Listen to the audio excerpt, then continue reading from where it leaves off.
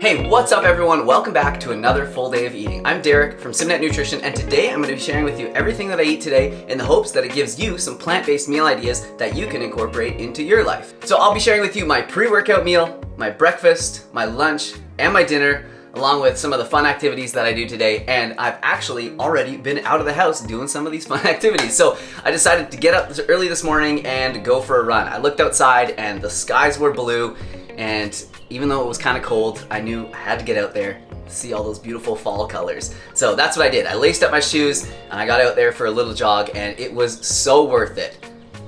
You know, there's definitely something very special about these crisp autumn mornings with all the beautiful colors on the leaves and everything like that. And I absolutely love when I see these trees that have every single color on them. It has like a bit of the red, orange, the yellow, and some green. I just think it is so cool. And then once I got home, I just drank a bunch of water, stretched a little bit, hung out with our kitty, and now that brings me to this very moment here. So I'm just fueling up for a workout that we're gonna have in a few minutes, and I made myself what I often make before workouts these days, and that is a peanut butter banana open face sandwich on some sprouted whole grain bread. I don't know if you guys have ever tried this Maranatha peanut butter, and they're not like a sponsor for me or anything like that. I'm just like in love with this peanut butter. It is unreal. Probably some of the best peanut butter I've ever had in my life. What are you doing? What are you doing?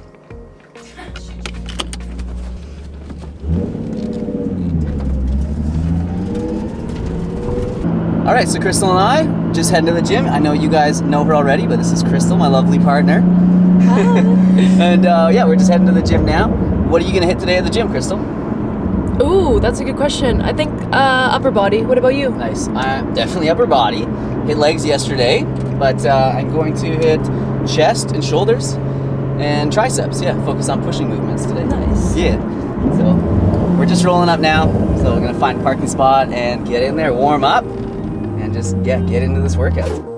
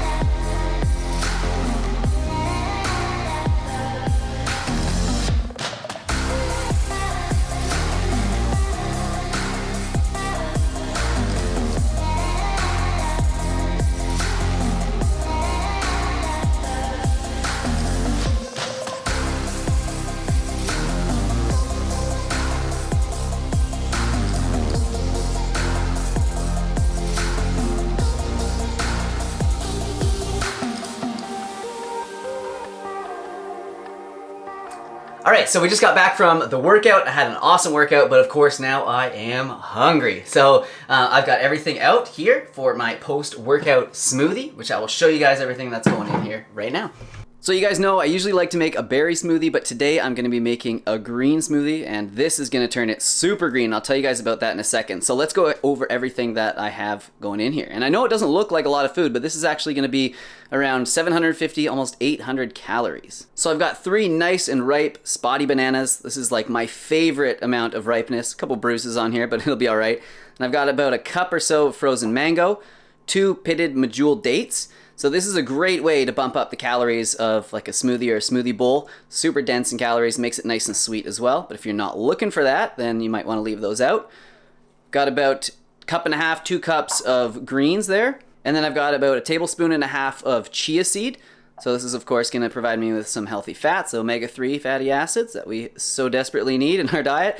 Usually I'll do this or flax or hemp seed, one of those 3 in my smoothies. And then this right here, this is actually spirulina, and this is something I've been consuming lately because I don't know if you guys remember, I actually have some problems with allergies at this time of year, and I know it seems like a funny time of year to have issues with allergies coming into winter, but it's actually from the mold that is in the air. So it's so wet here in the Pacific Northwest, and with all like the leaves falling off the tree and then decaying and all that, and all the moisture, yeah, there's like lots of mold in the air and it really bothers my sinuses. So basically what I get is like allergic rhinitis, and spirulina is supposed to be very helpful for that. And I actually have found that since I've started taking it, it is a little bit better. So I don't know if it'll help any of you guys out there, but if you do get spirulina, you want to make sure that you get it from a very reputable company, because what can happen with spirulina is that it holds on to heavy metals really well. So if there's heavy metals or some contaminants in the water supply that they're using to grow the spirulina, it will, hold on to those and then possibly release them in your body. And we definitely don't want that. And it says here on the package that it's an excellent source of B12. I would not rely on it for your B12. You still want to supplement it. And yeah, great source of iron, vitamin A. But yeah, for me, it's the allergies, and it does seem to be helping. And then I've also got a scoop of plant-based protein here. So this is the Vivo Life Ritual plant-based protein. It's the vanilla flavor, and they've actually recently changed the name of this to just vegan protein. So if you guys are looking for it on the website, that is what it's called now. And there's a link in the description box down below for this Vivo Life stuff. Then I've also got some creatine monohydrate here. I try and stay consistent with this. What is happening over here, kid? Like, I'm trying to film a video, and you guys are just, what is going on? Oh my gosh, Crystal. Oh, just having a little fun, just keeping it spicy. Just keeping the so playtime funny. spicy. She loves it though. She came right in. She came right in. Wow. Man, I could walk around like yeah, this. no, this actually like might be some futuristic stuff that you're doing here. No, she's like... Okay. I'm gonna leave you guys to that and continue to make my smoothie.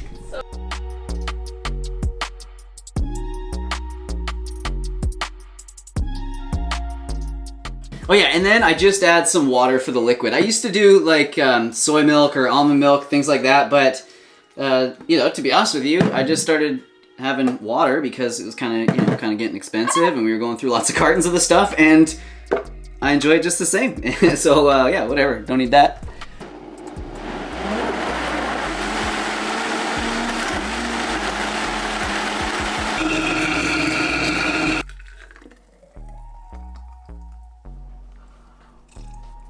So I know it looks like swamp water or whatever, but it is so good.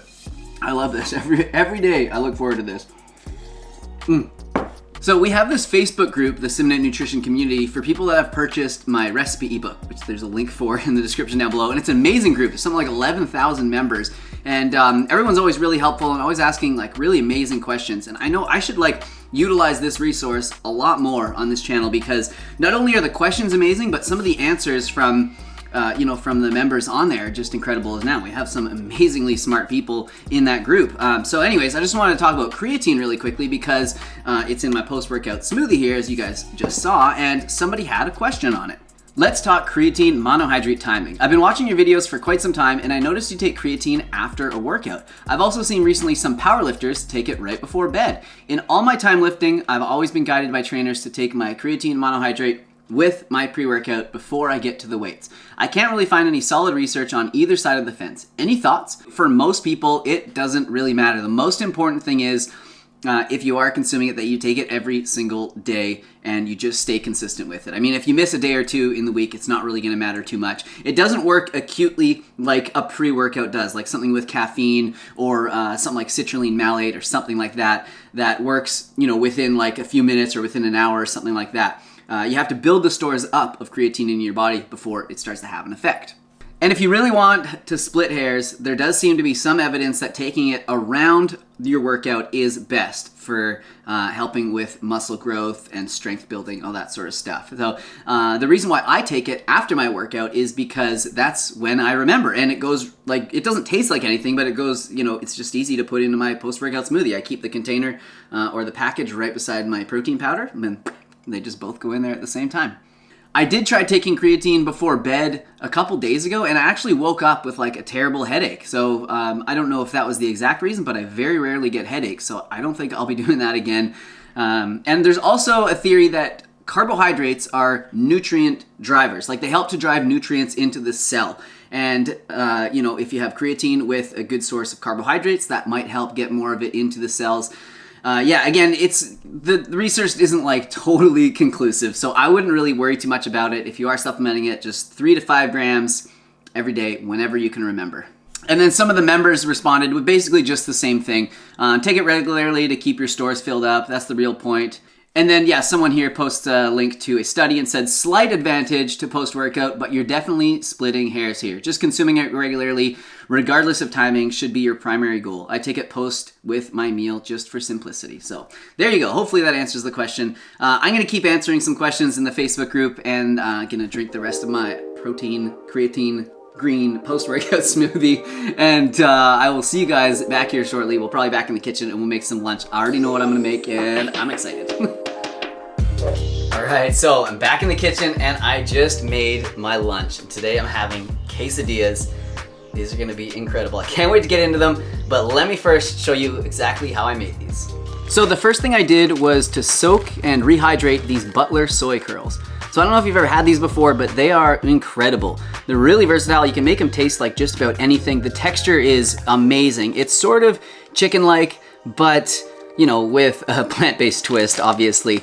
And they're super high in protein. They're actually 1/3 protein by weight. So in 30 grams of this, there's actually 11 grams of protein, which is very high for a plant-based food. So while those were soaking, I just chopped up some bell pepper, and then I opened a can of black beans and drained and rinsed those. Threw the veggies into a frying pan, added some of this taco seasoning, which is so good. Usually I like to mix my own spices up, but these guys have it nailed. This stuff's so good. So I've been buying this lately, and it's nice, easy.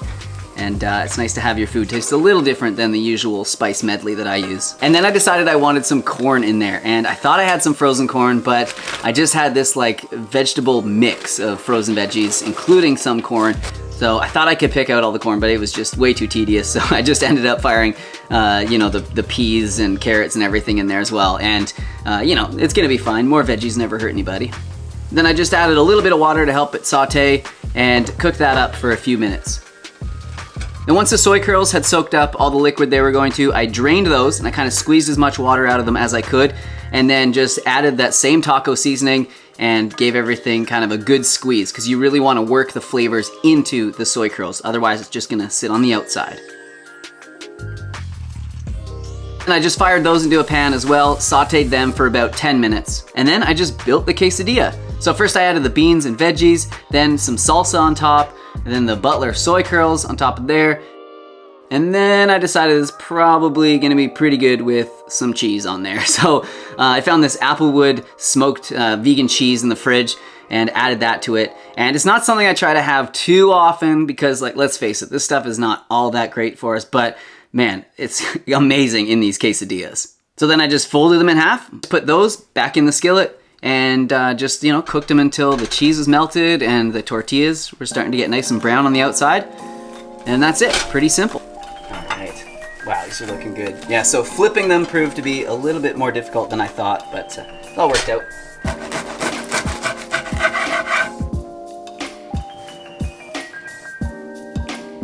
And then I also made like a little salad to go with it, just some mixed greens, some chopped tomatoes, and then I actually used salsa as the dressing for it. So I was kind of thinking to myself, like, what do I want to put on here? And then I thought, wow, salsa is gonna go so great with like the quesadilla and everything else. So boom, fired that on there and got myself a nice simple little lunch.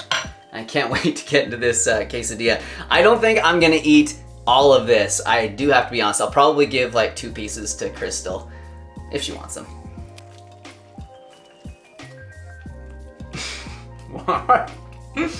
Wow. Yeah, that's good. Holy. Yeah, those Butler Soy Curls definitely give it like more texture than if I was just to have like beans and veggies and stuff like that. It gives it a little bit more chew, and man, this is so good.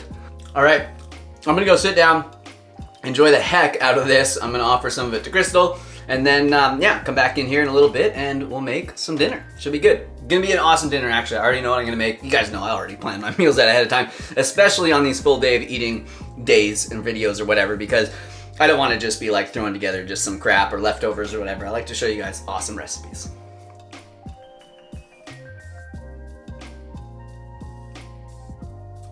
All right, so I'm back in the kitchen. I'm gonna make some dinner, and we are making something fancy today. That's why I threw the collared shirt on, because I like to look fancy when I'm cooking fancy. I'm just kidding. This is actually a really simple meal and recipe. I've been making this a lot lately because it is just so good, so nutritious. So the first thing I'm gonna do is to start by steaming some potatoes, because these are gonna take the longest to cook, and that's what you always gotta start with if you want everything to, you know, finish on time. So I'm gonna use these little red potatoes that we have here. They are so nice and creamy when you steam them. But I noticed some of them have these little like eyes on them, and a lot of people ask me if they're still good to eat when they're like this, and they definitely are. As long as they're not like turning green or anything like that, they're still good to eat. You just want to kind of like, you know, kind of pick those eyes out with like a knife or a spoon or something like that, because you don't want to be eating that part of them. So you'll actually notice that this happens more often or even quicker with organic potatoes than non-organic ones, and that's because non-organic ones are irradiated, and that means that they blast them with radiation so that this doesn't happen. They keep a little bit longer. So I'm just gonna cut these into big chunks. So I know this is pretty obvious, but the smaller that you chop the potatoes, the quicker they're gonna cook.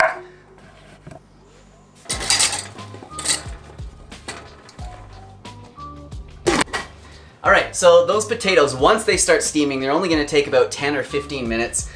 So that's why I didn't put them in when the water is boiling, just because I want a couple extra minutes to do all this. So it's gonna happen quick, I gotta get moving. So what I'm gonna be doing for the main portion of this, and I'm actually gonna be putting this on top of the potatoes, it's so good, is cooking up some lentils and some kale together with some onion and some spices and stuff. So first thing I'm gonna do is chop the onion, get it into the frying pan.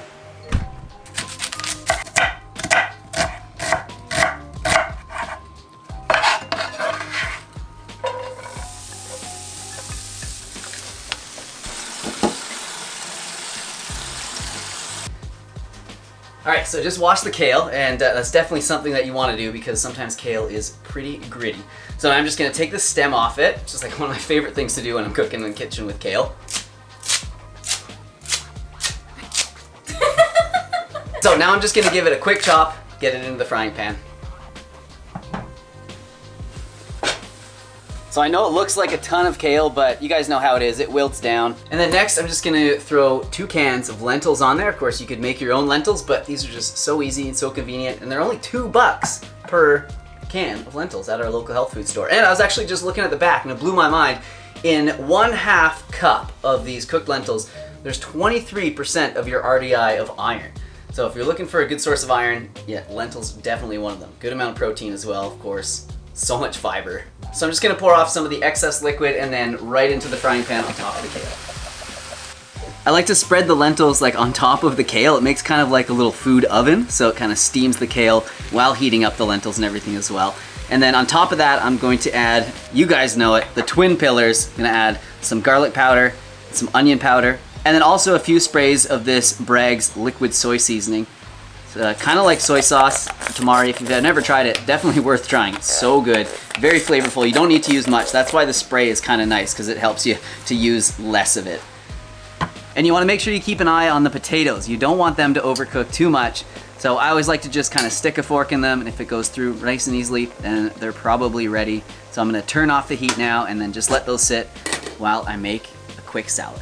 Before I put the salad together, I'm gonna quickly make a tahini dressing. So this is gonna be like the classic tahini dressing that I always make. So if you guys are tired of this, skip ahead a minute. But I am gonna teach it because I think it is so valuable to know how to make your own sauces and dressings, and this is one that I use pretty much the most. So I just like to start with a bit of warm water, just a couple tablespoons. You can always add more. This is just kind of gonna help the tahini from like sticking to the sides and everything, and then help everything mix up. So it's actually probably close to 1/2 cup of water. I'll measure this stuff because I never do that. You guys always ask me for measurements, so let's do that. So this is kind of the best tahini that we've found around our house. This is the one I like to use. And if you're in Canada, I actually find it in the Superstore in the International Foods aisle. So go and look there for it because it is so nice, runny, authentic Lebanese tahini. All right, so I've got 1/4 cup. And I don't know if I'm gonna have this all at this meal, but these are the ratios that I'm putting in here. You guys know that I usually just like freestyle my stuff and just kind of throw it all in, but today I'm gonna give you some extra value here and give you some amounts. 1 tablespoon of maple syrup. No, that's too much. That's not how much I usually put in. Okay, 1/2 tablespoon of maple syrup. See, this is why I don't cook like this. Oh back in here. The juice from 1 lemon. And then all together now, 1 teaspoon of garlic powder, 1 teaspoon of onion powder. Oh boy, what am I thinking here? This is salt, not spice. Oh man. Man, this measuring stuff just like throws me right off my game. And then 1/2 teaspoon of sea salt. So this is the, like I said, Herbamere spicy sea salt. Stuff's so good. All right, and let's give it a mix and see how we did. It looks like there's too much water already, so I might be adding more tahini, but we'll figure it out. I know that lemon does actually help to thicken tahini up, so after I let this sit for a few minutes, it might actually thicken. I don't know if this is how you're supposed to use a whisk or not, but this is how I've always used it, and it works so good. It's like a little hand blender. Just don't want to start a fire.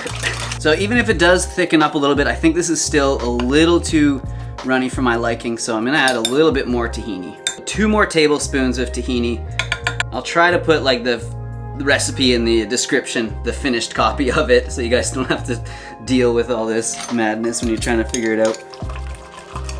All right, so yes, this is definitely looking more like the consistency that I like. So I just did a little calculating here, and 1/4 cup plus 2 tablespoons is just over 1/3 cup. And you guys know I always like to taste my sauces before I dump them all over my food, because you don't want, you know, that to ruin everything. Oh yeah. Oh, yeah, this one is perfect. I love when I get just the right amount of sweetness, tang, and salt. Gosh, it's good. All right, I'm gonna cut up some veggies, make that salad, and then plate it up. So I love carrot on my salad, but I don't like big chunks of it. So what I do is I grate it. So I got some celery here as well. I just love the crunch that celery gives a salad. So I always like having bell pepper when I'm having a iron-rich meal, because we know that vitamin C helps to absorb iron, and this is an amazing source. So this is actually one of the best bang for your dollars as far as nutrition and antioxidant and everything goes. So everybody should be eating more purple cabbage. Red cabbage.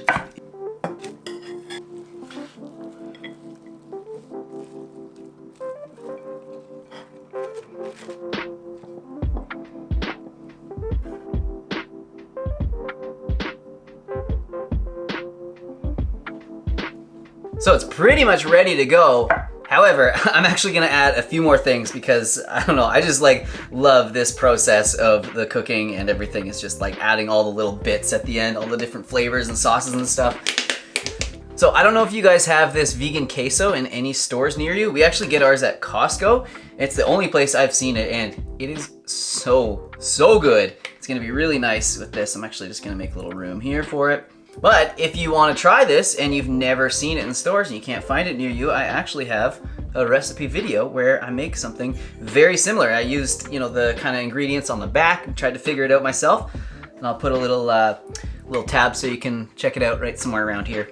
And I'm just gonna sprinkle a tiny bit of this barbecue chicken powder on top of that sauce, because I don't know why, I love how this like looks. I'll show you guys after. It just makes it look so good. So there you go. I don't know, maybe I'm weird, but that looks so good to me. And then I'm just gonna put some of these seaweed flakes on here as well. And this is like a great source of iodine, as many of you guys know if you've been following the channel for a little while, but also a good source of other minerals as well.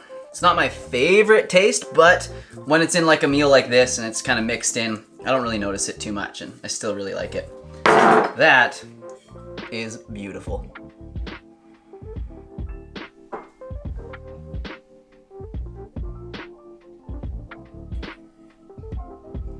All right, I'm gonna get into this. I'm so hungry and so excited to eat this. It looks amazing. Crystal already grabbed hers and she ran away with it and said it's amazing from the other room, so I'm sure it's gonna be really good.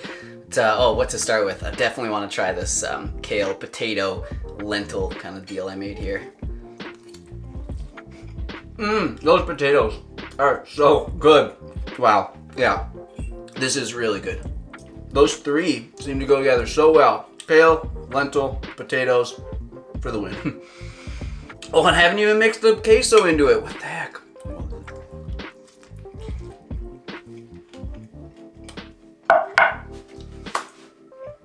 All right, I'm gonna try the salad now.